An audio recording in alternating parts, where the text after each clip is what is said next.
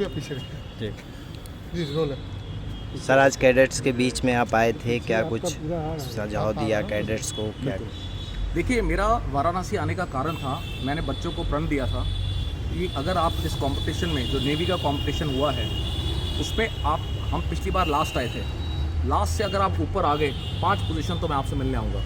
तो वादा अनुसार वो 12वें नंबर पर आए, बहुत मेहनत की और मुझे पूरा भरोसा है कि वो अगली बार फर्स्ट आएंगे। सिर्फ उनको धन्यवाद देने के लिए मैं आया हूँ यहाँ पे, उनको सम्मान देने के लिए आया हूँ और यही मेरा मकसद है आज सर वाराणसी। ये फर्स्ट पोजीशन लाने के लिए बच्चों को कितना मेहनत करना पड़ता है, कितनी मेहनत होती है कैडेटों की और कितनी मेहनत होती है अफसरों की? देखिए, पहली बात तो ये कायदे से 1 साल पहले शुरू हो जाना चाहिए था। हम लोग ने उसके बारे में सोच विचार नहीं किया। मैंने जब बाकी डायरेक्टरेट्स को देखा, मैंने देखा कि उनका जब सिलेक्शन होता है कैडेट का पहले साल में ही, तब से वो ट्रेनिंग करते हैं। तो मैंने अभी इनको बोला है कि जो मेरा प्रोग्राम होगा वो 455 दिन का होगा, जिसमें 365 दिन पिछले साल के होंगे, क्योंकि पहले साल वाला कैडेट पार्टिसिपेट नहीं कर सकता, लेकिन उसको ट्रेनिंग में ऐसी दूंगा कि वो फर्स्ट लाने के लायक हो और फिर इस अगले साल वो फिर 90 डेज़ की ट्रेनिंग करें। लेकिन मैं आप लोगों को एक पॉइंट बताना चाहता हूँ, क्योंकि आप लोग जो हमारे भाई हैं, ये सारे पॉइंट्स टीचर्स, स्कूल्स और इंस्टीट्यूट तक पहुँचाएँ।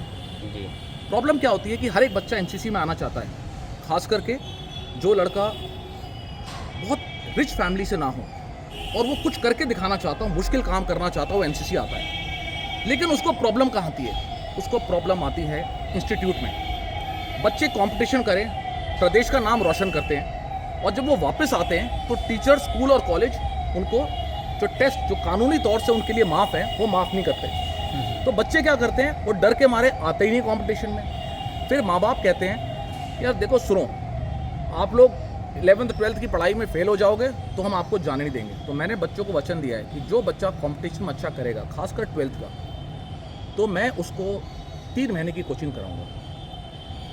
मैं इससे पहले कई स्कूलों का चेयरमैन भी रह चुका हूं और एजुकेशन की फील्ड में मेरी बहुत नॉलेज है।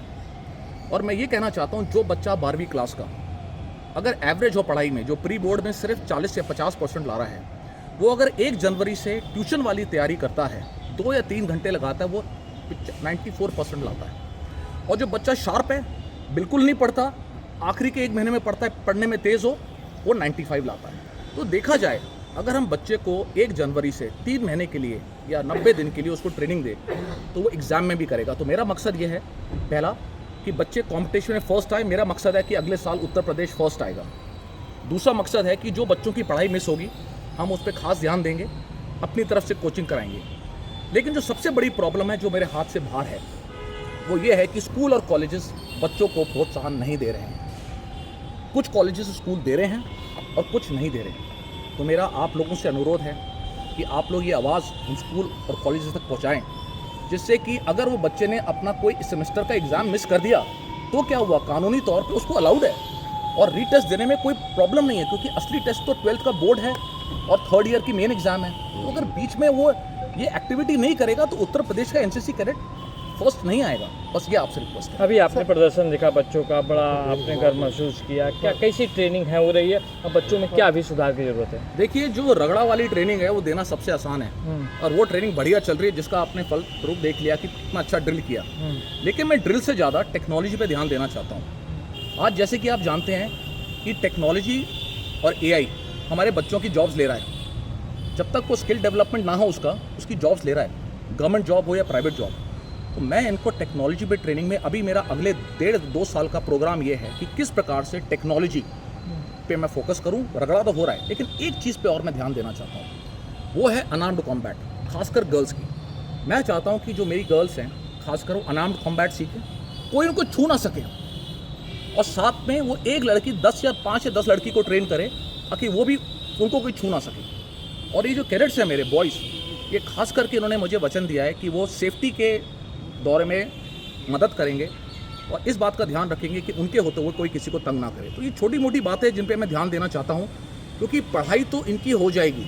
मेरे जैसा आदमी जो 60% लेके आज एक मेजर जनरल बन गया, तो ये बच्चे तो मेरे से कई ज़्यादा इंटेलिजेंट हैं और मेरे से अच्छा करेंगे। सर एक बात, हाँ जी, एनसीसी जो बच्चे हैं, देखिए सबसे बड़ा जो आपने बड़ा अच्छा सवाल किया, सब्जेक्ट मेरे लिए बहुत क्लोज है, क्योंकि आज मैं ये कोर्स कर रहा हूँ एक विदेश यूनिवर्सिटी के साथ।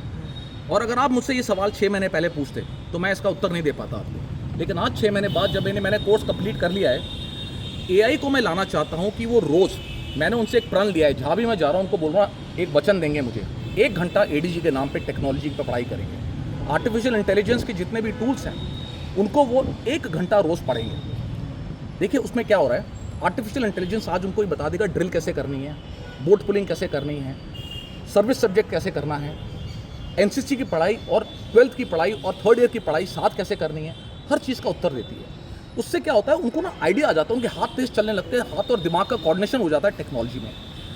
अगर हम अपने विदेश के बच्चों से देखें, खास करके डेवलप्ड कंट्रीज से, तो आप ये देखेंगे कि डेवलप्ड कंट्रीज़ के बच्चे तो टेक्नोलॉजी को यूज़ कर रहे हैं, और हमारे देश में खासकर जिनके परिवार वालों के पास ज़्यादा पैसों की प्रॉब्लम होती है, उनके पास मोबाइल नहीं होता। तो मैं क्या चाहता हूँ कि हमारे एनसीसी यूनिट के अंदर जब बच्चा आए तो उसको टेक्नोलॉजी का एनवायरनमेंट दें, टैब्स होने चाहिए उसके लिए। जब वो मेरे इंस्टीट्यूट में, मैं उसको दे नहीं सकता, मेरे इंस्टीट्यूट में आएगा, मेरे बटालियन में आएगा, मैं उसको टैब दूंगा, मैं उसको फ़ोन दूंगा, उसके पास एआई के मॉड्यूल्स रखूंगा और टेक्नोलॉजी की ट्रेनिंग उसको मैं बटालियन में। क्या एक कह सकते हैं कि एनसीसी के कैडेट अब एआई सीखेंगे या सिखाए जाएंगे?